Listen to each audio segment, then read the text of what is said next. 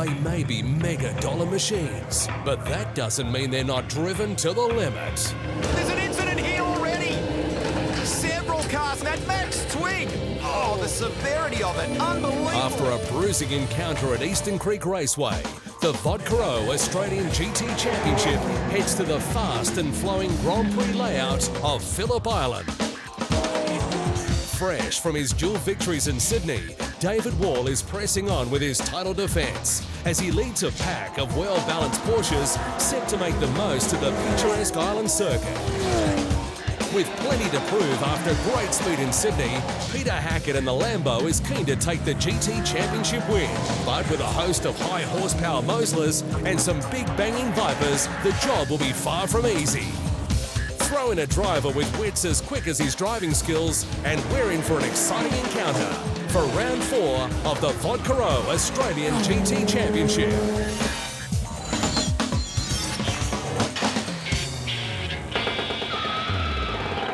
Hi everybody, welcome to Phillip Island for the 4th round of the championship. We're 2 hours drive south of Melbourne at the Grand Prix circuit, revered by racers everywhere.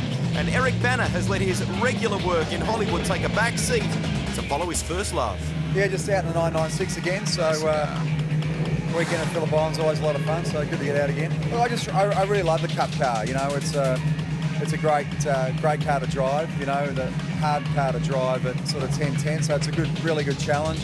One of the few in the category still to have a H pattern. So I like to get into them about that. This is my favourite track, Phillip Island for sure. Probably the one I've done most of the racing at, so yeah, I think everyone always has a bit of respect for this place because, you know, it's so fast and flowing and there's so many places you can go up at high speed, but it's an amazing racetrack. You know? Joining us in commentary is the DJR endurance racer, Warren Love. Phillip Island, a very fast-flowing and undulating circuit, very suited to these GT cars. Top speed approaching 270 kilometres per hour, but looking after tyres is going to be the key in these 1 hour races. Highlights from race 1 now, an hour-long encounter, as Warren said. David Wall from the front row making a great start to take the lead. Dean Grant slipped from 3rd place when both Hackett and Crick forced their way down the inside. However, it wasn't long before Grant reclaimed a spot with a forceful move on the Viper. Ross Lilly and Peter Hill diced hard with the big banging Dodge getting the straight line advantage. An issue with the rear hub forced Wall to the pits, handing the lead to Kondouris. Ash Samadhi put a move on Kevin Weeks with no success, and it was only a lap later that the Superlock Lambo would exit the race and the weekend. Also out for the weekend, Mark O'Connor in the Lotus, front suspension failure, putting an end to his endeavours. Max Twig fell off the road from a potential podium position, placing the battle after the pit stops between Dean Grant and James Kondouris. Hackett held the lead briefly, but a small error proved costly for the Lamborghini driver with a spin at Siberia.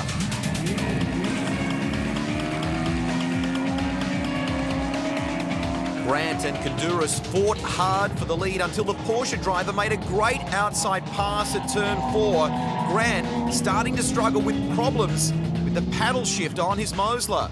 Ash Samadhi exited the race in the dying stages. However, no one could touch James Kondouris, taking a comfortable win ahead of Dean Grant, with Peter Hackett completing the top 3, Max Twig eventually 4th, and Greg Crick in the Castrol Dodge 5th.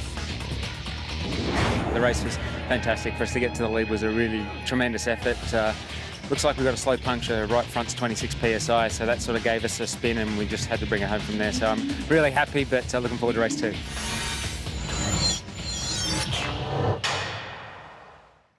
It's a busy time for the competitors when you consider that they've had the opening race this morning. They're now on their warm-up lap for the second enduro. James Kondouris will lead the field, Dean Grant beside him. This is as they completed race 1. Race 1 certainly threw up some very mixed results out there, and a lot of guys today will be looking to make amends for probably what wasn't sort of the day they were looking for. GT Challenge and GT production cars in the field, as well as the outright competitors. So a good field of cars here at Phillip Island.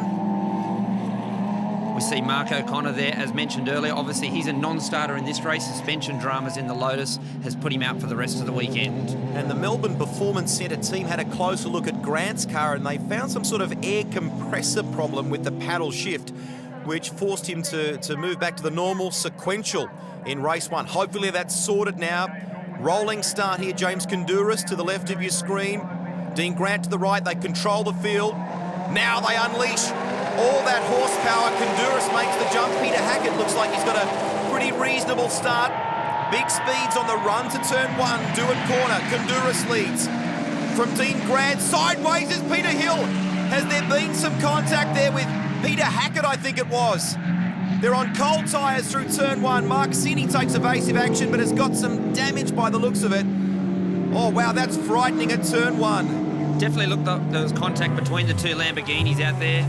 I'm pretty sure Peter Hackett got into the back of Peter Hill. Peter Hill had a great run down the outside and very disappointing start to the race. Some of the guys involved there are only just getting over the heart palpitations and the big outlay of cash after the dramas at the last round of the championship at Eastern Creek. Cini and, of course, Palmer preparing their cars for this round of the championship. The Mosler loses a spot, running on the slightly harder compound tyres compared to the Porsche. There's Hill's car at turn 1. Let's take a look at this. It looks like Peter Hackett gets boxed down on the inside there. Peter Hill gets a run down the outside, tries to go around, but there's just the smallest amount of contact, and that's what sets him on his way. The rest of the field, as you can see, start trying to sort of miss the car there. Someone going off to the right, cars are going off to the left. Even looks like Mark Cini down the outside. Contact with the Viper.